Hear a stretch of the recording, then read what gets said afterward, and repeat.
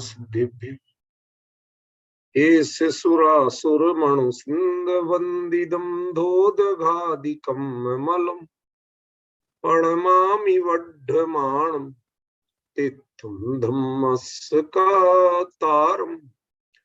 शेषे पुण्यतीर्थयारि ससौ सिद्धे विशुद्ध भावे समणे अणाणदंस चरित तव वीर्यायारि ते सौवे समगम समगम पतेगमेव पतेगम वंदामि अवट्टन्ते अर्हन्ते मानुषे खेते किच्चा अरिहन्ताणं सिद्धाणं तैणमो गणहराणं अज्जावैवगाणं साहूणं चैव सौवेसिं तेसिं विशुद्धदंसं आळपहाणा समं समासेज्य उपसंपयामि सम्मं जत्तूणिद्वाण संपत्ति।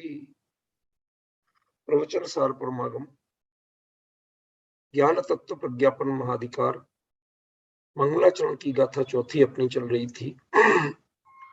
किच्चा अरिहंताणं सिद्धाणं तैणमो गणहराणं अज्जावैवगाणं साहूणं चैव सौवेसिं।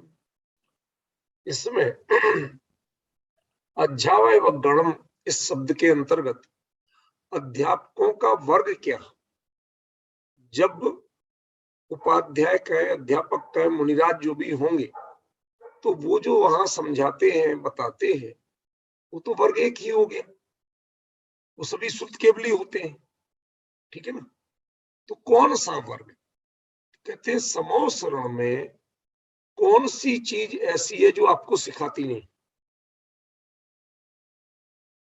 पॉइंट समझे। आज इस पर चर्चा अपनी चलनी है और इसके लिए मैंने आपको बताया था कि मैं भक्तामृत स्तोत्र का आधार लूंगा थोड़ा सा संकेत रूप में, क्योंकि उसमें वो वर्णन है तो थोड़ा सा किसी ग्रंथ के आधार से ले लें, क्या बुराई है। अपनी ओर से भी बात चर्चा कर सकते थे, लेकिन कोई ग्रंथ में है तो उसको अपन ले लें। और आपको भी एक दो बार बताया हुआ है कि भक्तामृत स्तोत्र में बहुत गहराई से चर्चा है और मुझे बहुत प्रिय है। ये तो इसको घृत मिथ्यात्व का एक माध्यम बना दिया गया, तब से पढ़ने में भी डर लगता है कि लोग ये नहीं सोचे। और मुझे तब भी प्रिय था, अब भी प्रिय है, पढ़ता भी हूं, लेकिन सार्वजनिक रूप से इससे बचता हूं, क्योंकि लोग बाग वही सोचते हैं टाइप्ड हो गया है, इतने मंत्र तंत्र टोने टोटके का बना दिया गया, जो बहुत ही गजब की आध्यात्मिक रचना है। इसमें 28वां एक छंद है। उच्चैरशोक तरु संसृत मुन्मयूख मां भाति रूप ममलम भवतो नितांतम स्पष्टोल्लसत् किरणमस्ततमो वितानम बिंबम रवेरिव पयोधर पार्श्ववर्ती।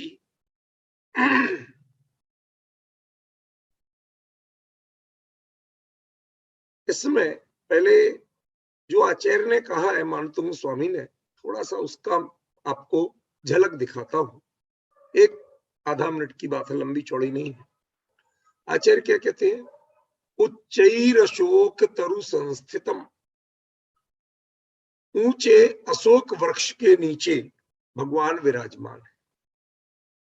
ठीक है ना, बिल्कुल सरल हो गया। उच्चई ऊंचे, अशोक तरु अशोक के वृक्ष के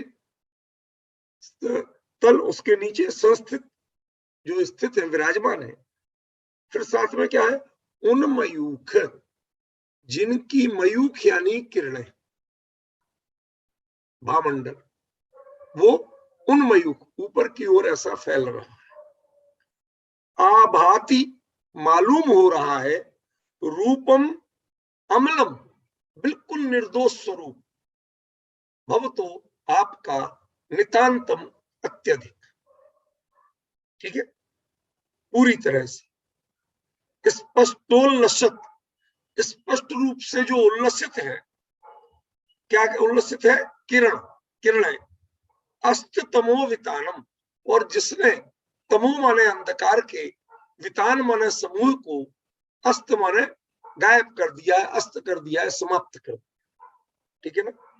ऐसे बिंबम रवेरिव पयोधर पार्श्ववर्ती, कैसे भगवान मालूम पड़ रहे हैं अशोक वृक्ष के नीचे? रवि रिव, सूर्य के बिंब के समान। कैसा? पयोधर पार्श्ववर्ती। ये गजब की उपमा दी है आचार्य ने। पयोधर माना होता है बादल, पय माने जल, दूध भी होता है, जल भी होता है, तो पयोधर माने बादल। तो पानी वाले बादल, काले बादलों के जैसे नीचे, पास में, बगल में, एक्चुअली बगल का अर्थ नहीं है नीचे, कभी कभी ऐसा होता है, एंगल ऐसा बनता है कि घने काले बादल आपको ऊपर दिखाए, सूर्य जबकि बादलों से बहुत ऊपर होता है, लेकिन आपका आई एंगल ऐसा बनता है कि बादल ऊपर दिखाई देते हैं, उसके नीचे सूर्य दिखाई। बरसात में आप कभी अनेक तरह के दृश्य बनते हैं। आचार्य ने क्या कल्पना की कि जैसे एक बड़ा काला घना बादल छाया है और नीचे से उस सूर्य का बिंब दिखाई दे रहा है। नॉर्मली किसी भी पेड़ की छाया में नीचे जो विराजमान होगा, पेड़ की छाया में उनका व्यक्तित्व समल होगा कि अमल होगा? अमल माने छाया जब पड़ेगी तो वो जितना स्वाभाविक क्लियर है उतना भी दिखाई नहीं देगा। नहीं, आपके ऊपर यदि छतरी ले लो, छाया पड़े, तो आपका जो नेचुरल कलर है बॉडी का वो वैसा दिखाई नहीं देगा, होगा कि नहीं? तो आचार्य ने क्या एक अद्भुत दृश्य प्रस्तुत किया। इसके पीछे जो आध्यात्मिक गहराई है वो कोई नहीं निकालता। सब अशोक तरुसत प्रयातिहार मंडित हर्षभ देवाय नमः, सब ऐसा करने लगते। असल बात जो है उसको कोई पकड़ती नहीं। पहला नाम वृक्ष का नाम क्या? अशोक। शोक से रहित कर देंगे। संसार के जितने भाव हैं वो सुख भी दुखमय है या नहीं? संसार का, आध्यात्मिक नहीं कह रहा हूं, आत्मिक नहीं कह रहा हूं, संसार का। अमित जी भाई साहब कुछ समझ पा रहे हो नहीं क्या कह रहा हूं? आप भरपूर समझदार है, ऐसा नहीं है। मेरे ऐसे पूछने का मतलब ये नहीं है कि आपको समझ में नहीं आता, भरपूर समझते हैं आप अच्छी तरह से, लेकिन मैं जो पॉइंट बताना चाहता हूं वो पॉइंट पे पूछ रहा हूं कि दुनिया में जितने भी वृक्ष हैं उनमें अशोक वृक्ष को सबसे शुभ माना गया। वह भगवान के समोसण में परमानेंट स्थान पाता और उसके नीचे भगवान विराजमान होते। लेकिन एक चीज की जानकारी पहले समझ लेना कि जो आप ऐसे ऊपर लंबा लंबा बढ़ने वाला अशोक वृक्ष जानते हो ना, ये नकली अशोक वृक्ष, हाइब्रिड है, विदेशी है, हमारे यहाँ का ओरिजिनल नहीं।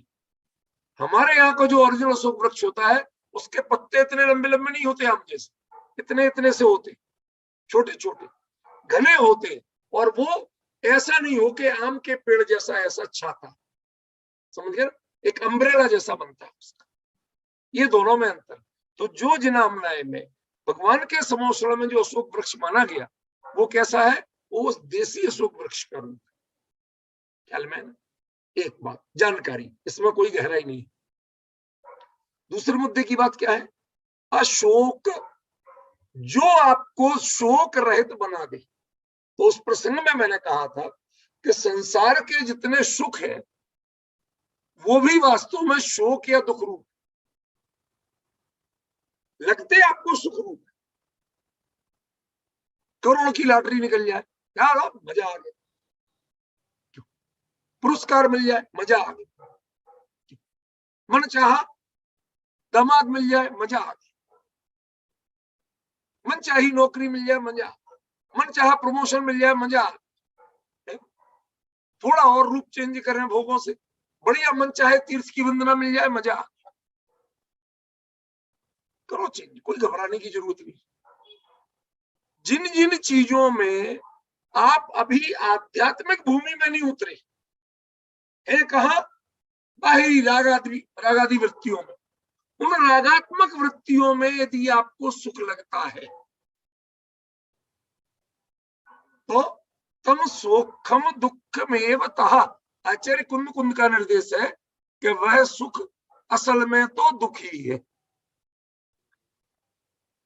इसका मतलब क्या हुआ, क्या बताना चाहता हूं मुकेश जी, कुछ पकड़ पा रहे? संकेत ये है कि अशोक वृक्ष नाम का ही अशोक नहीं है।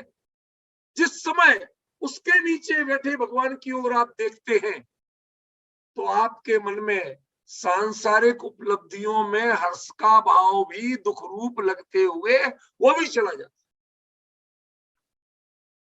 दुख के भाव तो दूर होते ही हैं, लेकिन जिन उपलब्धियों में आपको हर्ष का भाव होता था वो हर्ष भी अब आपको अच्छा नहीं लगता, सुहाता नहीं है, वो भाव भी टिकता नहीं। तो कौन सा भाव होता होगा भैया, ये तो बताओ। जब हर्ष का भाव नहीं, शोक का भाव नहीं, तो कौन सा भाव होगा? आचार्य ने कितना सटीक रूप दिया। बादल, अशोक वृक्ष बादल की तरह है ख्याल में, और भगवान का जो बिंब है, जो स्वरूप है उसके नीचे, वो कैसा है? सूर्य की तरह। बादल जब भी घने घने काले छाते हैं तो कोई भी व्यक्ति हो, एक बार थोड़ी आशंका, हल्का सा भय जैसा भाव आता है। चलो भाई सुरक्षित चलो, कहीं सही जगह पहुंच जाओ, भीग नहीं जाए, बाढ़ नहीं आ जाए, 10 तरह की आशंकाएं लगती। लेकिन यदि उसके नीचे से सूर्य की किरणें आ रही हो, ऐसी स्थिति में बादल कभी बरसता नहीं, नीचे से, ऊपर से नहीं। ध्यान रखिए, ये आपको एक प्रकृति विज्ञानी सत्य बता रहा हूं ख्याल में। और फिर उस सूर्य को देखते देखते आपके मन में संतोष, उल्लास, हाँ अभी समय, हम पहुंच जाएंगे, कोई चिंता की बात, ये भाव जगता है ख्याल में। शोक दूर हुआ और आत्मविश्वास जगा। ये किसने सिखाया? वो अशोक वृक्ष ने सिखाया। आप यदि कोई भावना लेके, जिज्ञासा लेके, ये सीख के आऊंगा भगवान से, ये करके आऊंगा, ये भी एक तरह का शोक का रूप है। ये शांति नहीं है। बहुत जिज्ञासा मन में होना ये अतृप्ति की निशानी है, तृप्ति की निशानी नहीं। जिज्ञासा कोई अशुभ चीज है सो नहीं कह रहा हूं। क्या कहा? जिज्ञासा अशुभ भाव है तो नहीं कह रहा हूं, बिल्कुल शुभ है, लेकिन ये अतृप्ति की निशानी है, तृप्ति की निशानी नहीं। जो व्यक्ति तृप्त हो, जैसे छक्के जिसका पेट भरा हो उसे भूख नहीं लगती, ऐसे जिसके परिणाम में पूर्ण संतोष वृत्ति हो, तृप्ति की भावना हो, उसे ज्यादा जिज्ञासाएं भी नहीं जगती। पॉइंट समझ में? तो भगवान के जो स्वरूप को हम देखते हैं ऊपर अशोक वृक्ष, वो आपको संदेश दे रहा है कि पहले शोक रहित बनो, व्याकुलता रहित बनो, चाह रहित बनो। यदि चाह है, यदि बेचैनी है, तो इसका मतलब है अभी जब तक अशोक को नहीं देखा तब तक आप भगवान के दर्शन नहीं कर सकते। पहले विशाल आकृति वो है, वो ऊपर है, वहां से आप देख रहे हैं, नीचे भगवान अभी सूर्य की तरह है। ध्यान रखना, चमकता हुआ जब सूर्य होगा वो देखा नहीं जाता, लेकिन उसकी झलक पाकर आपका कॉन्फिडेंस लेवल बढ़ता। दो बातें अलग अलग। जब देखने लायक सूर्य होता है तो उसका रूप अलग होता है, वो अलग छंद में आचार्य ने बताया ख्याल में। अभी मुद्दा अशोक वृक्ष। अशोक वृक्ष एक प्रातिहार्य है, उसको देखने मात्र से, प्रातिहार्य किसको कहते हैं? प्रातिहार्य शब्द जो है ये किससे बना? संस्कृत में प्रतिहारी शब्द होता है, सैनिक, रक्षक, यदि आप कहीं जंगल में जा रहे हो और वहां देश के सैनिक कोई चलता मिल जाए, तो जितने मन में भय, चिंता, बेचैनी की भावना होती है, अरे अब तो सैनिक है, क्या चिंता कर, ये भाई साहब वहीं जा रहे हैं, हाँ वहीं जा, अब आपका भय। तो जो आपके मन से भय, चिंता, शोक, इन भावनाओं को दूर करे, उसका नाम है प्रातिहार्य। प्रतिहारी का भाव प्रातिहार्य। रक्षक साथ में हो तो भय होता नहीं, चिंता होती नहीं, शोक होता नहीं, खेद होता नहीं, आकुलता होती नहीं। ऐसे ही भगवान का अकेला अशोक वृक्ष नामक प्रातिहार्य, उसके स्वरूप का दर्शन करते हैं जो ही समूह में प्रवेश करते करते, उतने मात्र से आपके भय, चिंता, शोक, आकुलता, व्यग्रता, जल्दीबाजी, सारे भाव शांत। भगवान की वाणी तो तब सुनने के लायक बनो। ये मानतोंग आचार्य का विशेष प्रतिपादन है, अन्य किसी आचार्य ने इस तरह से इस क्रम से बात नहीं की। कभी भक्तामृत स्तोत्र पे बोला तो आपको तब पता चलेगा, तब एक एक छंद पे कई कई दिन लगेंगे, तब पता चलेगा कि एक्चुअली इसका भाव क्या कहना चाहता। अभी तो मैं बहुत शॉर्ट में बता रहा हूं। अशोक तरु प्रातिहार्य, वो प्रतिहारी का भाव जगाएगा, वो आप में कॉन्फिडेंस का भाव जगाएगा,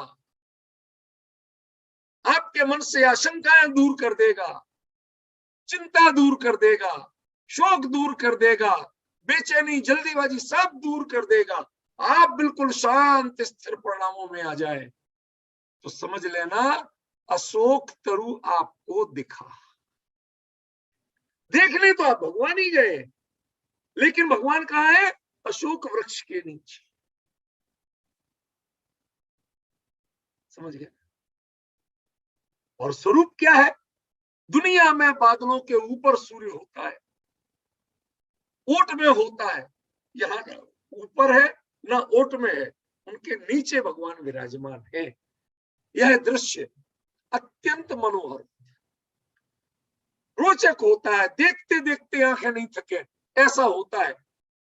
तो उस रूप को देखा और देखने के तुरंत बाद जो दर्शक है उसकी नजर, अब भगवान तो सूर्य के समान कह दिए, सूर्य पर तो आंखें टिकती नहीं, चमक तेज होती है, तो व्यक्ति उससे नीचे देखे।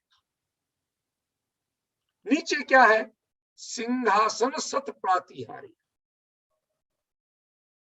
आप कभी भक्तामर विधान आज के जो छपे चलते हैं ना, उनमें पढ़िए, इनके मंत्र यही है, अशोक तरु सत प्रातिहार मंत्र, ऋषभ देव जिनेन्द्र, ऐसे वो करते ना, तो ऐसा लगता है कि तुम अशोक तरु की पूजा कर रहे हो, लेकिन ये पूजा उनसे, अशोक तरु जो प्रातिहार्य है, उससे क्या आपको मोटिवेशन लेना, क्या सीखना, तब तो वो अध्यापक बनेगा ना।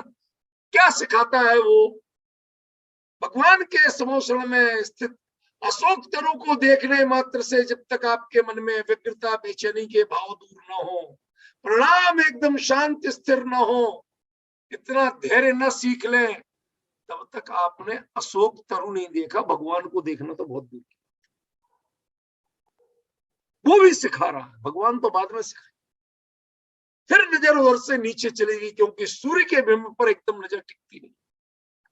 तो अगला छंद क्या कहते हैं आचार्य?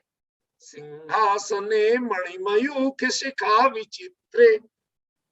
सिंहासन, जिस सिंहासन पे भगवान विराजमान है, वो सिंहासन कैसा है? मणि मयूख, मणियों की, मयूख माने किरणों की, शिखा माने लपट, जैसे होती ना चमक, किरण, उससे विचित्र, विचित्र माने विचित्र नहीं, विचित्र माने अनेक रंगों वाला।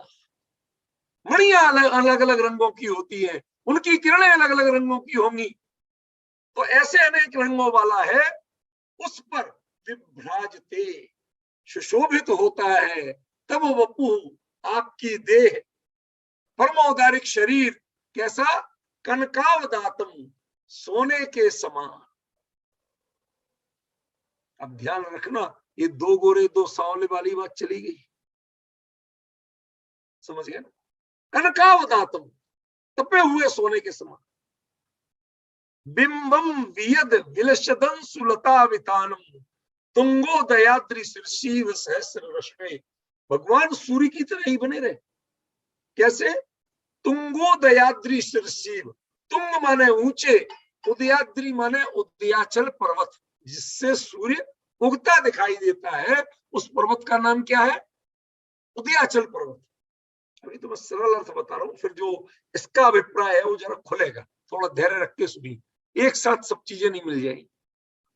जैसे ऊंचे उदयाचल पर्वत पर सहस्र रस में हजारों किरणों वाले सूर्य का बिंब हो, ऐसे भगवान सिंहासन पर विराजमान दिखाई। तो आप क्या चाहते हो आचार्य देव? आप तो मणियों की, सोने की, इनकी महिमा कर रहे हो। क्या इनकी महिमा करने आए हम? समोसड़ में इसलिए आते हैं, समझ नहीं। ये सब वैभव की चीजें कहां हैं? नीचे हैं, ये ऊपर नहीं। भगवान इनसे ऊपर। और जब भी सूर्य की पहली किरण पड़े और वह पर्वत भले ही सफेद रंग का पूरा हिमाच्छादित हो, तो भी उसकी चोटी किस रंग की दिखेगी? सूर्य की किरणों की रंग की दिखेगी कि उनकी जो मणियां उड़ियां जो जुगनू की तरह जगमगाती है, उनका रंग दिखेगा? भाई सब बहुत शांत मन से ध्यान देना। क्या आचार्य की उपस्थापना देखिए, उनकी उपमा देखिए, क्या कहा? माना कि उस सिंहासन में बेशकीमती मणियां जड़ी हुई, ऐसी चमक रही है लपटों की तरह उनकी लो, बिल्कुल रंग बिरंगी। लेकिन भगवान का स्वरूप जो ही दिखता है, ये सब की चमक गायब हो जाती है। जैसे तपे हुए सोने के समान सूर्य का जब पहली किरण पड़ती है, तो पर्वत का अपना रंग गायब हो जाता है और उनका रंग चढ़ जाता है। अब पॉइंट समझ में आया क्या कह रहे हैं आचार्य देव? आपके लिए सिंहासन का होना, ये उनके लिए तीन लोक की प्रभुता कहें और उच्चता बताते हैं। वो जगह जहां महत्वपूर्ण है, सर्वोच्चता बताने के लिए महत्वपूर्ण है, लेकिन सिंहासन अपना महत्व खो देता है जब भगवान उस पर विराजमान होते हैं। जैसे सूर्य जब उग के आता है तो उदयाचल की अपनी चमक गायब हो जाती है, उसका स्वरूप गायब हो जाता है, फिर तो सूर्य ही, उसकी किरणें ही आपकी आंखों को भाती हैं और कुछ भाता नहीं है। ऐसे जो समोशरण में आप पहुंचे, सिंहासन प्रातिहारी से आप अपने परिणामों की क्या रक्षा करना, इतना विश्वास जगह, इतना विश्वास जगह कि हाँ, ये सारा जगत का वैभव तुच्छ है, बेशकीमती सी बेशकीमती चीजें तुच्छ है, और उनके ऊपर भगवान का जो वीतरागी सर्वज्ञ स्वरूप है, जो अपने स्वरूप में लीन दिव्य मुद्रा है, वह मुद्रा देख के आपको जो तृप्ति जगे, वो सिंहासन विंगासन की किरणें और चमक आपको पता ही नहीं चले कहां गई, दिखते हुए भी नहीं दिखे, उन पर ध्यान आकर्षण नहीं हो। ऐसा बताया दूसरे छंद में संकेत। सिंहासन ने ये सिखाया। उसने क्या बताया? शोक रहित निर्भय बनाया, चिंता रहित, आकुलता रहित, व्यग्रता रहित, जल्दीबाजी रहित। इसने क्या बताया? जगत के जितने भी कीमती से कीमती पदार्थ हैं, जिनकी आज तक आपको महिमा थी, वो महिमा आपके हृदय से दूर कर दी, छुड़ा दी। तब समझना आपने सिंहासन प्रातिहार्य पर विराजमान। सिंहासन वो प्रातिहार्य है, आप भगवान के दर्शन लायक बने रहे, आपके परिणामों की रक्षा कर रहा है। वो किन से? उन विकारी भावों से, जिन भावों के आने पर भगवान के दर्शन नहीं होते हैं, भोगों के दर्शन। संसारी जीव सामान्यतः भगवान के पास जाते हैं, देव दर्शन करने जाते हैं, अपनी आकांक्षाएं बनी रहती हैं। इसका मतलब आपने भक्तमर पढ़ा ही नहीं आज तक। यदि आपकी आकांक्षाएं कोई बनी हुई हैं, आपको सिंहासन आदि जो वैभव है वो दिखाई देता है, उसकी महिमा दिखाई देती है, इसका मतलब आज तक आपने भक्तमर पढ़ा नहीं है। भाई साहब, लोग बहुत बताते हैं, मैं तो कहता हूं भगवान के मंदिर में सब कुछ स्टैंडर्डाइज्ड कितनी हो, लेकिन कोई भी चीज ऐसी नहीं हो कि भगवान के वीतरागी स्वरूप से ज्यादा आकर्षक। पॉइंट समझ रहे? आजकल हम जितनी ज्यादा बाहरी चीजों की, वैभव की महिमा करने लगे हैं, उनको चमकाने लगे हैं, उसका नतीजा क्या हो रहा? परिचय भी यही दिया जाता, स्फटिक की प्रतिमा, रत्न की प्रतिमा, ऐसे चमर, इतने सारे परिचय दिए जाते हैं, वीतरागता का परिचय, वो महिमा नहीं जगाई जाती है। यदि ऐसी जिससे वीतराग और वीतरागता की महिमा घटती हो, वो सेकेंडरी होती हो, ऐसी चीजें उतार दो, कोई जरूरत नहीं है जिन मंदिर। सबसे बड़ी महिमा है तो भगवान की। उदयाचल जितना चाहे ऊंचा हो, लेकिन जब उस पर उगता हुआ सूर्य आता है तो कोई पर्वत की चोटी नहीं दिखती, फिर तो सूर्य की ही महिमा होती है। ऐसे ही सिंहासन जितना चाहे कीमती हो, सर्वोत्कृष्ट रत्नों से जड़ा हुआ हो, लेकिन संसार के इन उपलब्धियों की महिमा जब आपके चित्त से उतर जाए, तब आपने समझना सिंहासन सत प्रातिहारी देखा। और यदि इसकी महिमा बनी हुई है और वीतराग और वीतरागता की महिमा नहीं चली आपके चित्त पे, तो समझ लेना सिंहासन वो प्रातिहार्य होता है, लेकिन आपके लिए नहीं है। क्यों? क्योंकि उसने प्रतिहारी की तरह आपके परिणामों को बिगड़ने से बचाया ही नहीं।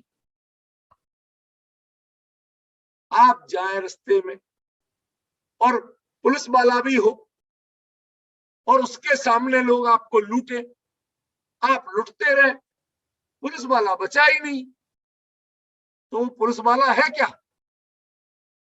कोई मानेगा उसे? समझ गए? आजकल के पुलिस वाले बड़े चतुर होते, साहब ये मेरा एरिया ही नहीं था, मैं तो ऑन ड्यूटी ही नहीं था। अरे भले आदमी, इंसानियत कोई चीज होती है कि नहीं होती है? तेरी मोरल ड्यूटी, नैतिकता कोई चीज है कि नहीं है? लेकिन वो सब बहानेबाज है। असल में जो यदि प्रतिहारी होगा, जो प्रातिहारी का भाव होगा, वह आपकी रक्षा करेगा ही विकारों से। और यदि नहीं होती है, इसका मतलब आपने सिंहासन सत प्रातिहार्य देखा ही नहीं, उस पर विराजमान भगवान को आज तक देखा ही नहीं। अभी दिव्य ध्वनि का नंबर तो दूर है अमित जी। कौन कौन आपको क्या सिखा रहा है, आपके परिणामों को कैसे मोटिवेट और चेंज कर रहा है, वो आपको बता रहे हैं। तीसरे नंबर पे आ रहा है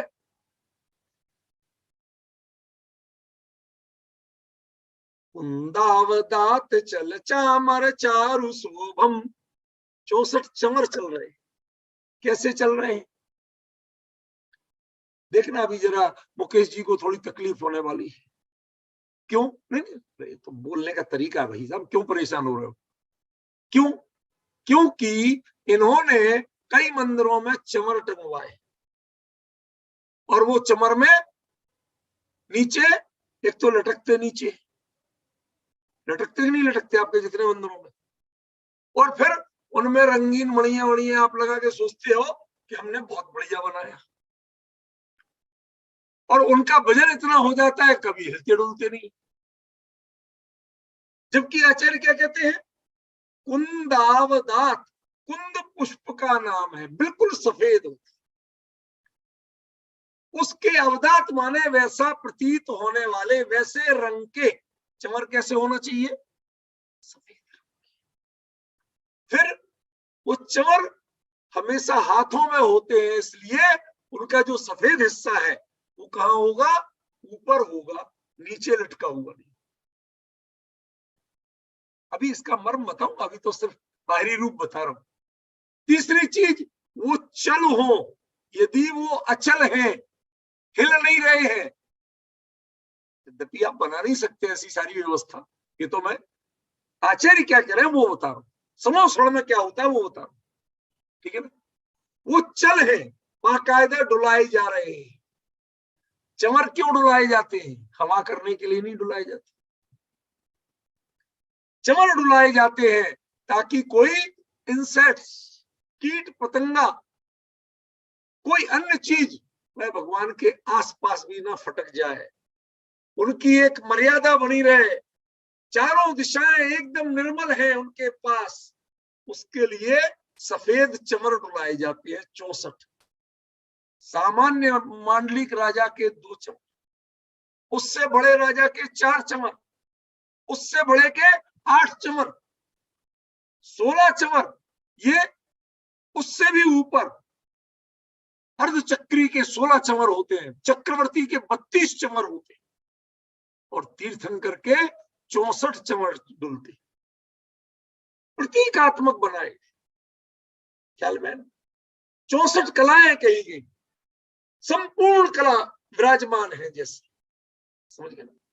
पहले पैसा होता था रुपया, उसमें कितने आने पैसे होते थे भाई साहब? 64 पैसे का होता था। मैं शांति भाई बोल रहा, ये पुराने लोग जानते हैं, आज के नए लोगों को तो 100 का पता है। पहले 64 पैसे का, ठीक है ना, 4 पैसे का आना, समझ गए, ऐसे अलग अलग चलते थे। मैं भी उसका बहुत बड़ा एक्सपर्ट नहीं हूं। तो वो कितने आना हुए, 4 आने माने 16 पैसे, चवन्नी बोलते थे। फिर 4 चवन्नी का रुपया, तो कितने पैसे हुए? 16 चौको 64 ही तो हुए, 100 कहां से हो जाएंगे? पहले सिस्टम वो था, वो प्रतीक था। ये 64 चमर जो डुल रहे हैं, ये 3 लोक में सर्वोत्कृष्ट भगवान है, आपके आसपास कोई चीज फटक नहीं सकती। ऐसे 3 लोक के नाथ के दर्शन करने जाओ तो आपके आसपास भी किसी तरह की रागात्मक विकार, किसी तरह की कमजोरियां, कहीं के खेद खिन्नता के भाव, कहीं के लोभ लालच के भाव, ये कीट पतंगे नजदीक आना नहीं चाहिए। समझ गए ना? यदि ये नजदीक आते हैं आपके, तो आपको ना दर्शन मिलेंगे ना प्रवचन मिलेंगे। ये प्रतिहारी है ये आपकी। प्रतिहारी कहलाते, प्रतिहारी के भाव का नाम प्रतिहारी। ये प्रतिहारी है, बचाने के लिए है। किससे? कि आपके मन में कहीं शोक, खेद, भय, लालच, कोई भाव नहीं जग जाए भगवान के। आप वीतराग के सामने आ रहे हैं तो आपके भावों की स्थिति भी उनके अनुरूप होना चाहिए, उनके प्रतिकूल नहीं होना चाहिए। ये 64 चमर खाली ऐश्वर्य का प्रतीक नहीं, समझ में? किसी दिशा से सर्कल पूरा जो बनता है वो 64 का सर्कल, समझ गए? वह चमर ऐसे डुल रहे हैं, डुलाने वाले नहीं दिखते हैं, सिर्फ चमर डुलते हुए दिखते। समोशरण, सिर्फ चमर डुलते हुए दिखेंगे, डुलाने वाले तो भगवान की ओट हो जाएगी। चारों ओर भगवान के ऊपर ऐसे सर्कल बन के, ऐसी गोलाई में जो भावमंडल होगा वो ऐसे में, छत्र हो गए ऐसे में, और ये जो डुलेंगे उसके छत्र के नीचे के बिल्कुल ऐसा सर्कल बनता है। 64 चमर डुल रहे, बस सफेद सफेद चमर दिखते हैं। जैसे भगवान के आसपास कोई कीट पतंगा फटक नहीं सकता, आ नहीं सकता, निर्मलता ही विराजमान रहती है उन निर्मल चमरों में। ऐसे ही हमारे परिणाम में, जब तक हम भगवान के शरण में हैं, उनके दर्शन के लिए हैं, समो शरण में खड़े हैं, हमारे मन के आसपास कहीं कोई भाव संसार का फटकना नहीं चाहिए। और जिनके फटक जाता है, लगता है ये मिल जाए, वो मिल जाए, ये हो जाए, वो हो जाए। बहुत लोगों को देखा, भगवान आपकी रोज जाप एक माला और करूंगा, भला का ऐसा हो जाए, चाहे भला हो जाए चाहे बुरा। राग द्वेष की वृत्तियां हावी है, वीतरागता आपके मन में चढ़ती नहीं, उसकी महिमा नहीं आती है आपको, तो वीतराग के दर्शन कहां से? आपको वो विजन ही नहीं मिला जिसमें दर्शन होते हैं, तो आप देखोगे कैसे? वो एक कोई पिक्चर आई थी जिसमें इनविजिबल मैन हो जाता है, कहते साहब आपको लाल रंग का चश्मा लगाओ तो दिख जाए। तो आपको लगाना तो पड़ेगा ना, तब दिखेगा। ऐसे ही वीतरागता का चश्मा नहीं लगाओगे तो वीतराग के दर्शन होने वाले नहीं है। ये देह दर्शन नहीं है, वीतरागी के दर्शन करने आए हो आप, देह के दर्शन करने नहीं आए। समझे? तो ये उसका एक रूप, चमर डुल रहे हैं, कोई इधर उधर के कीट पतंगे पास नहीं आ पा रहे, आपके मन में कोई विचार इधर उधर के सबको देखो। आज हम मंदिर भी जाते हैं, चीजें देखते हैं, व्यक्तियों को देखते हैं, विभिन्न तरह के भाव आते हैं। शांति भाई जी, अपने हृदय पे हाथ रख के देखो, जाओ मंदिर, तय करके आना कि आपके मन में किसी से पहचान का या राग द्वेष का भाव नहीं जगा था। तय करना, लौट के लिखना अपनी डायरी में, क्या आपने वीतराग के दर्शन किए? जब मन ही वीतरागता के अनुकूल नहीं रहा, उसमें विकार घुस रहे थे, उसमें प्रतिक्रियाएं घुस रही थी, तो वीतरागी के दर्शन कहां से हो जाएंगे? जब आपकी दृष्टि में वीतरागता की महिमा नहीं थी, तो वीतरागी दिखेंगे कहां से? वो 64 चमर जो डुल रहे थे, वो आपको शिक्षा देते हैं, सिखाते हैं, वो अध्यापक है आपके, अध्यापक बन गए वो आपके, कि भाई इन चीजों से दूर रहना, तुम वीतराग के दर्शन करने आए हो, वीतरागी मुद्रा यदि तुम्हें देखना है तो पहले अपनी दृष्टि बनाना पड़ेगी उसके अनुकूल, अपना मन बनाना पड़ेगा उसके अनुकूल, अपना चिंतन बनाना पड़ेगा उसके अनुकूल। यदि नहीं बनता है तो अपने आप को इंप्रूव नहीं कर पाते हो, तो समोसरण में भले ही आ जाओ, लेकिन वीतरागी के दर्शन होने वाले ख्याल में है। देखो, एक एक चीज बहुत शॉर्ट में कह रहा हूं मैं आपको, लेकिन जो आपको शुरू में लगा होगा ना कि एक आध मिनट क्या देख रहे फोन में, कुछ नहीं, यही कर रहा था, वो सर्च करके स्क्रीन पे सेव कर रहा था ताकि आपको बोल सकूं, क्योंकि एकदम ऐसे रोज नहीं पढ़ता रहता, क्रम से याद नहीं आता तो गड़बड़ होती ना, इसलिए। देखो, अब लास्ट देखिए जो क्या बता रहे हैं, छत्रत्रयम् तव विभाति शशांक कांतम उच्चैः स्थितं स्थगित भानुकर प्रतापम मुक्ता फल प्रकर जाल विवृद्ध शोभम प्रख्यापयत् त्रिजगता परमेश्वरत्वम। तीन लोक में कोई भी ऐसी चीज हो जिसकी महिमा आपके दिमाग में थोड़ी बहुत भी चढ़ी है। अमित जी भाई साहब, रेलवे बोर्ड का चेयरमैन पद बेहतर है कि नहीं? नहीं, सहज भाव से पूछ रहा हूं, कोई परीक्षा नहीं ले रहा हूं। उससे ऊपर रेल मंत्री, और भी बढ़िया है। उससे ऊपर गृह मंत्री, और भी बढ़िया। प्रधानमंत्री, और भी बढ़िया। राष्ट्रपति, तो और भी बढ़िया। और वो भी अमेरिका के राष्ट्रपति के आगे पीछे घूमता है, वो और भी बढ़िया। ये तो सब एक छोटे मोटे क्षेत्रों की बात है। यहां कहते हैं तीनों लोक में वीतराग परमात्मा और वीतरागता के अलावा आपके चित्त में कोई चीज बढ़िया हो सकती है ये नहीं, हो भी सकती है। इतना विकल्प तक निकल जाए तब आपने तीन छत्र के दर्शन किए। एक छत्र के दर्शन करते ही अधोलोक के सारे कोई पदार्थ अच्छा नहीं हो सकता, कहीं का विकल्प ही निकल गया, साफ, टोटल इरेज, डिलीट मार दिया। दूसरा छत्र दिखा, मध्यलोक के सारे पदार्थों की महिमा, सारे पदार्थों का विकल्प एकदम से डिलीट मार दिया। ऊपर का छत्र दिखा, सारे स्वर्ग के बड़े बड़े इंद्र हेमेंद्र सब डिलीट, मन एकदम शांत, मेरे मन की मेमोरी, मेरे विचारों की मेमोरी एकदम खाली है, प्रभु आओ पधारो।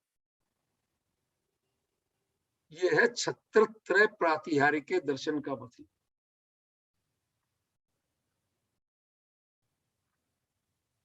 आज कोई नई चीज भरना हो तो मैं अगर मैं परेशान हूं, भाई साहब कल का व्याख्यान जब तक लोड करके इधर फोन खाली नहीं करेंगे तो मेमोरी नहीं है, रिकॉर्ड कहां से करेंगे?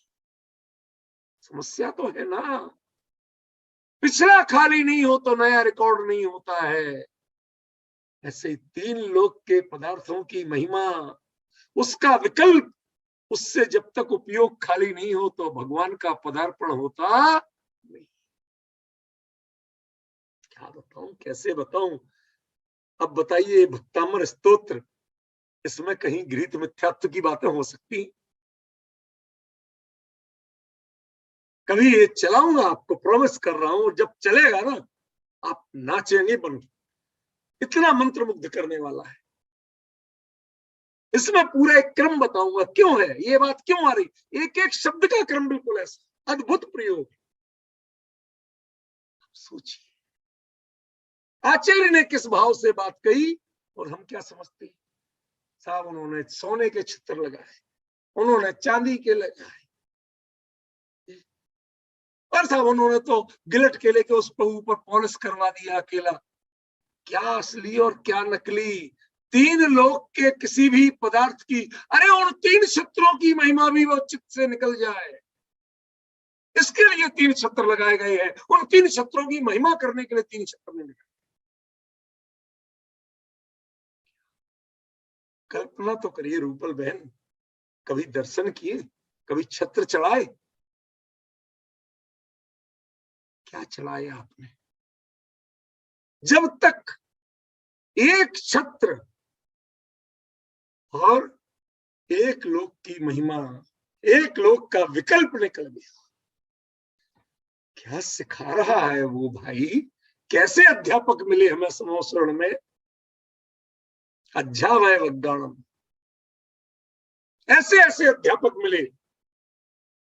क्या उन्होंने हमारे को, उन्होंने दिखाया, उन्होंने सिखाया कि अब तुम भगवान के दर्शन करो, जब तक तुम्हारा इतने आंख का ऑपरेशन नहीं होगा तुम भगवान के दर्शन, तेरी आंखों में, तेरी दृष्टि में बहुत विकार बढ़े।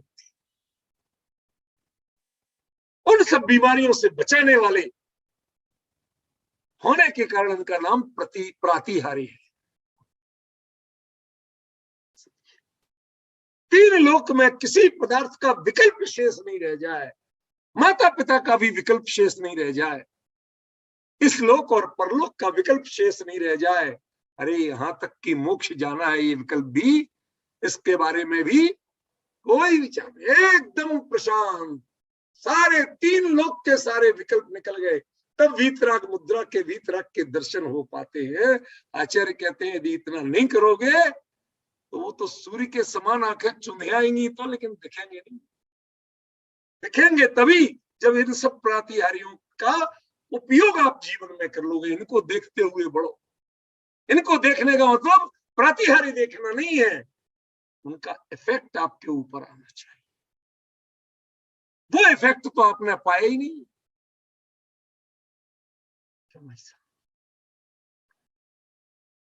क्या कह रहे हैं आचार्य।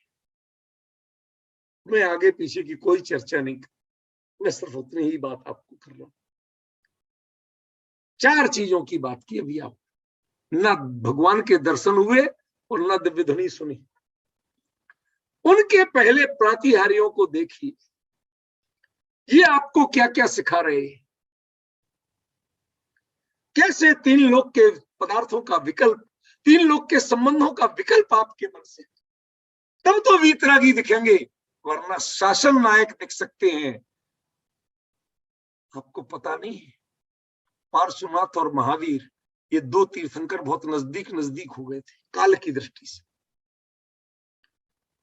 इसलिए इनके चेलों में बाकायदा लड़ाइयां हुई। पार्श्वनाथ के शिष्य कहते थे हम तो पार्श्वनाथ के अनुयायी हैं, हमने तो दीक्षा उनके आमना में ली थी जब तुम्हारे महावीर हुए नहीं, उनकी भाषा करो, मेरी भाषा नहीं है। महावीर के शिष्य कहते हैं जो भी हो, अब तो धर्म के चक्रवर्ती ये हैं, एक चक्रवर्ती के रहते हुए दूसरे चक्रवर्ती की बात नाम लेना मना होता है। आप लोग पार्षद हो, पार्षद माने पार्श्वापत्य, पार्श्वनाथ की परंपरा के ये होना, ये महावीर की परंपरा वालों को असहनीय था। मूल आगमों तक में शब्द का उल्लेख आता है। क्या दर्शन किए आप, क्या आपने तीन छत्र देखे थे। अरे साहब देखने की बात करते, हमने तो चढ़ाए भी है। रूपल बन मत करती, हम तो चढ़ा दिए। किसको चढ़ा दिए, कहां चढ़ा दिए। जब तक उनका भी विकल्प दिमाग से ना उतर जाए तब तक वीतराग के दर्शन होते नहीं है। ये सारी चीजें लगाई तो जाती हैं, लेकिन ये तुम्हारे ब्रेन वॉश करने के लिए होती है, ये तुम्हारे ब्रेन में घुसाने के लिए नहीं होती। इन ग्रीक मिथ्यात्वियों ने हमें सिंहासन की महिमा करना सिखाया, चमरों की महिमा करना सिखाया, अशोक वृक्ष की महिमा करना सिखाया, छत्रों की महिमा करना सिखाया। अरे इनकी असली महिमा थी क्या, ये तो बताओ, पहले ये तो समझो आप, इनकी असली महिमा थी क्या। मेरा पॉइंट समझे कि नहीं?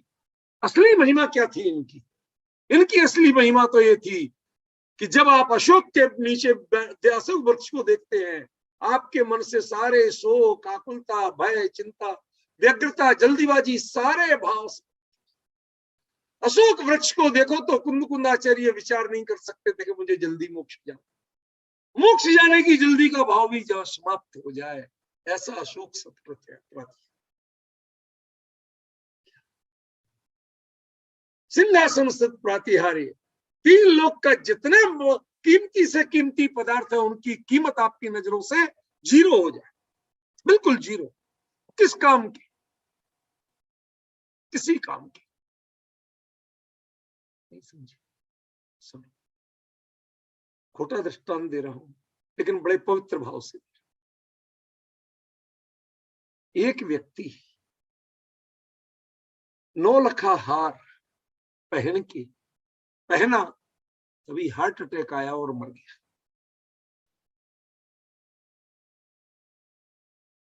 अब वो मुर्दे का पहना हुआ तो मुर्दे नहीं है ना, मुर्दे का कपड़ा और मुर्दे का गहना कौन लेना चाहता, कौन पहनना चाहता? मैंने कहा ना, मैंने कड़वा दृष्टांत दिया, मीठा नहीं। हमारे यहाँ दिल्ली में जमुना बाजार एक एरिया, क्यों मुकेश जी है ना, वहां ढेर कपड़े मिलते और एक से एक ब्रांडेड और ऐसे वैसे कपड़े अनेक तरह के, कोई शोरूम नहीं, फुटपाथ पे ऐसे। और जो चीज आप शोरूम में जाओ तो 10,000 की है, तो वहां पर 20 रुपए की, 50 रुपए की मिलेगी।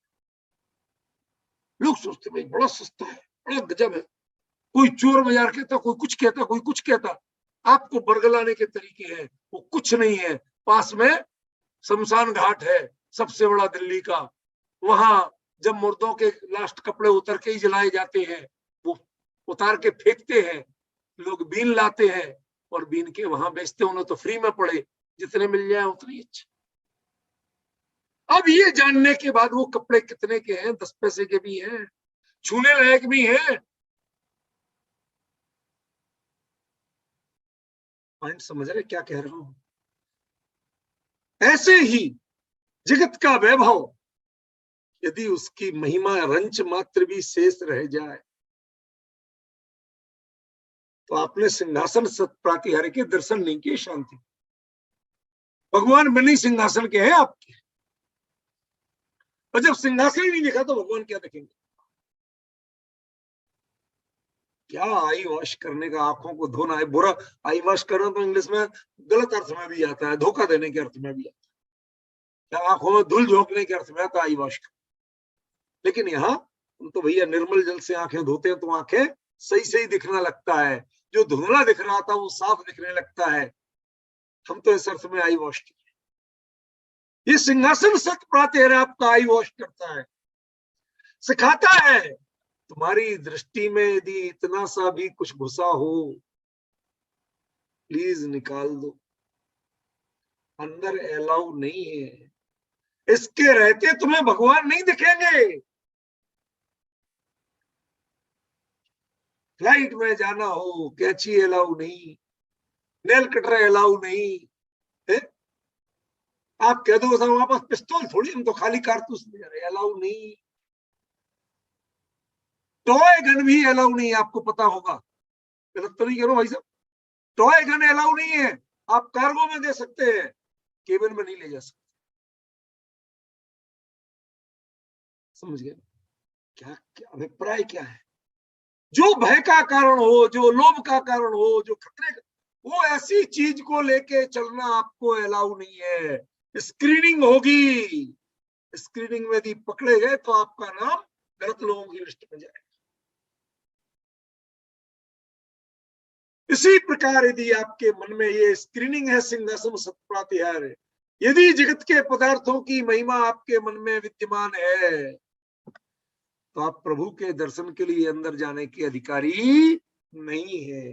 वो प्रतिहारी है, उपकारी है आपका, इसलिए नहीं कि उसमें कीमती रत्न जड़े हैं, बल्कि इसलिए है कि आपके मन से रत्नों की महिमा का भाव हटाता है, मूल्यवान चीजों की महिमा का भाव हटाता है, इसलिए वो प्रति वो बचाता है आपके मन को इन विकारों से, ताकि आप वीतरागी और वीतरागता के दर्शन कर सके। मैंने उस दिन कहा था ना परसों कि आपको भक्तामर के माध्यम से इतने अध्यापक वर्ग दिखाऊंगा, कितने सिखाने वाले, सचेतन तो सिखाते ही है, वहां तो अचेतन भी सिखाते हैं। यही बात कही थी कि नहीं कही थी? आज समझ में आ रहा है। 64 चंवर डुल रहे। 64 माने वर्ग, सर्कल। हमारे यहाँ सिक्का गोल होता था, रुपया कलदार हमेशा गोल हुआ, चौकोर तिकोना नहीं बना। छोटे मोटे पैसे बन गए, कलदार कभी तिकोना नहीं बना, कलदार कभी चौकोर नहीं बना, 5 कोण 7 कोण नहीं बना, हमेशा गोल। सर्कल की पूर्णता कब होती है? 64 कलाएं पूरा सर्कल बनता है तब होती। समझ में आया? इसी प्रकार वो 64 चंवर जब डुलते हैं आसमान में, एकदम निर्मल सफेद, जैसे दिशाओं को धवलित कर रहे हो। अशोक तरु ऊपर छाया हुआ है, लेकिन उसकी छाया जैसे छाया को भी भगा रहे हो। पेड़ अशोक तरु तुम्हें रहने का अधिकार है, लेकिन तुम्हें छाया करने का अधिकार। क्या रूप, ख्याल में? जो कुछ भी आपको लगता हो तो वो उसके नीचे एकदम उजाला जैसी 64 चंवर डुल रहे हैं। भैया आपके जो सबसे ऊपर का हिस्सा है ना, एकदम निर्मल कर ले, एकदम शुक्ल लेशिया में ले आना, कहीं कोई और लेशिया बाकी ना रह जाए। कृष्ण नील कापोत तो दूर, पीत और पद्म भी जिन मंदिर के लायक लेशियाएं नहीं है। कड़वी बात कह रहा हूं, पर पचाने की कोशिश करना। यदि आप पढ़ेंगे पूरा विवरण लेशियाओं का तो आपको समझ में आ जाए। बहुत सोच समझ के कह रहा हूं शांति भाई। क्या? पीत और पद्म लेशियाएं भी जिन मंदिर के दर्शन के अधिकारी नहीं है। यदि उन परिणामों से भी जाते हो जिनको आप शुभ लेशिया कहते हो, एकमात्र शुक्ल लेशिया किसी के भी प्रति कठोरता का परिणाम ना रह जाए, ना अपने प्रति ना दूसरे के प्रति, अत्यंत सुकून, अत्यंत नरम परिणाम हो जाए, एकदम भद्र परिणाम हो जाए। ये 64 चंवर आपको जहां नजर डालो भगवान के चारों ओर ऊपर श्वेत चंवर डूब चल कुंदाव दात चल चामर चारु सो। ऐसी शोभा है, ऐसी शोभा है, देख के मंत्र मुग्ध हो जाए। ख्याल में? एक भी कीट पतंगा काम क्रोध भय लोभ समो शरण में जाए कोई, तो कोई वहां किसी को नर और मादा का भेद दिखता है? अरे जहां हिंसी और हिंसक का भेद मिट जाता है। बिल्ली और चूहा हो तो उसको क्रूरता नहीं आती, हंस और मोर, वो मोर और सांप हो तो उसे क्रूरता नहीं आती, हिरण या गाय के साथ शेर हो तो उसे क्रूरता नहीं आती। ये भाव तो कहां रहेंगे भाई? सारे परिचय मिट गए। हमारा मन तो आज साफ है। किसके लिए? सिर्फ वीतराग के दर्शन के लिए। एक छोटा सा लौकिक दृष्टांत देना चाहता। भाव आते कभी कभी विषय को समझाने के लिए। घर में भोजन पूरा बना, कोई कमी नहीं, सब तैयार है। बच्चा कहे भूख लगी दे दो, लेकिन घर के लोग पड़गाने के लिए कलश लिए खड़े हैं। पूरा दृश्य समझ में आ रहा है कि नहीं आ रहा अमित जी? उसके लिए खड़े हैं। बेटा अभी नहीं मिल सकता, थोड़ी देर बाद। ये अभी तक चौका है, ये जूठा हो गया तो मुनिराज का आहार नहीं हो। अभी हम जो खड़े हैं ये तुझे खिलाने के लिए नहीं खड़े हैं, अभी तो हम मुनिराज को पड़गाने के लिए खड़े हैं। ऐसे ही संसार का कोई भी विकल्प, कोई व्यक्ति यदि आपके चित्त को विक्षुब्ध करना चाहता है, ठीक है आप रागात्मक प्रणति में है, लेकिन शुक्ल लिष्या के प्रणामों में आइए, उससे ना राग ना द्वेष, शांत भाव से भैया बाद में। अभी हम भगवान को पड़गाने के लिए खड़े हैं, भगवान के दर्शन हो सके इसके लिए हम प्रातिहारियों के दर्शन करें। ये हमारी दृष्टि को फिल्टर कर रहे हैं, ये हमारे दिमाग को साफ कर रहे हैं। और अंतिम रूप में कहां पहुंचे? 3 छत्र। फाइनली एक एक छत्र और एक एक लोक के सारी आकर्षण नष्ट हो जाए, आपको विकल्प नष्ट हो जाए। भाई साहब अब समझ में आ रहा है केवली के पादमूल में छायक सम्यक दर्शन और श्रेणी आरोहण जैसी स्थितियां कैसे बनती है? कुछ समझ में आ रहा है किस तरह से संसार के भाव जब इरेज हो जाएंगे, जिसके यदि रह गए इतने उतने भी, तो वो छत्र को देखते ही डिलीट होते हैं, सीधा डिलीट का बटन दबता है, भागो, गायब। कोई गुंजाइश नहीं है तुम्हारी यहां, कोई अवकाश नहीं। क्यों? क्योंकि अब तो वीतराग के दर्शन होने वाले हैं, अब ये सब चलने वाला नहीं है, ये प्रतिहारी है, ये इनकी ड्यूटी है कि ऐसे भाव आपके मन में न रह पाए। ये तुम्हारे लिए मारने वाले भाव हैं, संसार में रुलाने वाले भाव हैं। इन भावों के रहते हुए तुम वीतराग के दर्शन नहीं कर सकते। इसके लिए प्रातिहार्य लगाई जाती है। प्रातिहार्य स्टेटस सिंबल नहीं है, इससे भगवान बड़े नहीं होते हैं। मुकेश जी भाई साहब, आप आज तो हाँ कह रहे हो, लेकिन इसके पहले अरे साहब भगवान के 3 छत्र लगते हैं। चक्रवर्ती से दुगने चमड़ डुलते, चक्रवर्ती के चमड़ डुलते हैं, लेकिन उसके सामने ये भाव नहीं आते हैं जो भगवान के सामने। उनके जो चमर है वो आपको भौतिक महिमा दिखाते हैं और ये आध्यात्मिक महिमा दिखाते हैं। ये राग की महिमा छुड़ा करके वीतराग तक नहीं। बताइए अध्यापक वर्ग है कि नहीं है?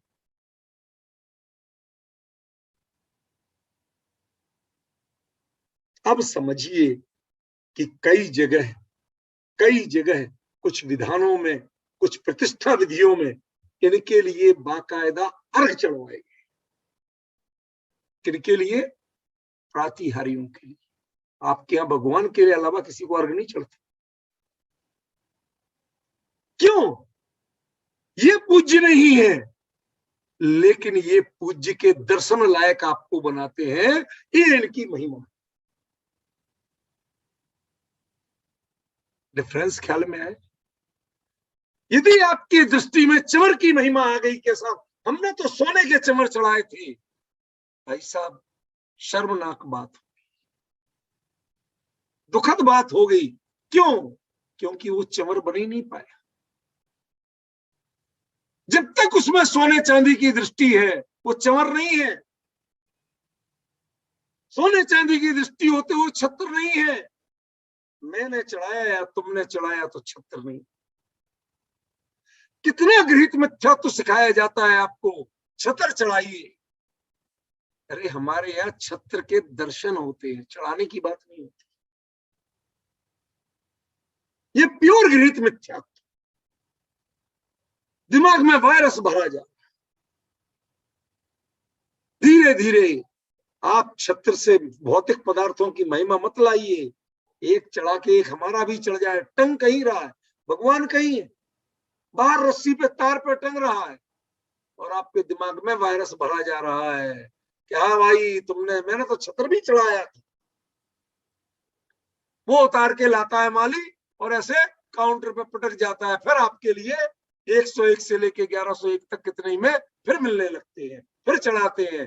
अकेले पैसे जेब हल्की करके हम मानते हैं कि हमने धर्म कार्य किया। हमने भगवान के बेहतर दर्शन किए, आपको पता नहीं है, आपने प्योर गृहीत मिथ्यात्व बांधा और आपको भगवान के दर्शन हुए ही नहीं। वो 3 छत्र जो चढ़ते हैं, वो 3 लोक के सकल पदार्थों की समस्त भावों की आकर्षण त्यागने के लिए दिमाग में से इरेज हो गया, साफ हो गया, स्लेट एकदम साफ। दूसरी भाषा में कहें, this is now the button of factory setup. समझिए भाई साहब, मोबाइल में आप जितना चाहे डाटा भरो और एक फैक्ट्री सेटअप का बटन दबाओ, जैसा फोन खरीदा था वैसा हो गया, कुछ नहीं बचा। जो उसकी ओरिजिनल चीजें थी बस वो बची, आपका भरा हुआ कुछ नहीं बचा। ऐसे आपके ज्ञान दर्शन तो शेष रह जाए, लेकिन ज्ञान दर्शन में जाने हुए जगत के पदार्थ, वो डाटा सारा उड़ जाए, तो उसका नाम है 3 छत्र के दर्शन कर। वो है छत्र त्रय प्रातिहार्य मंडित। ये कैसे प्रतिहारी है जो आपके परिणामों को बचाते ही, उल्टा आपको मिथ्यात्व सिखाते हैं, उल्टा प्रभु के विपरीत भावों को सिखाते हैं। और लोग कहते हैं साहब इनसे आप बड़े हो जाओगे चढ़ा के।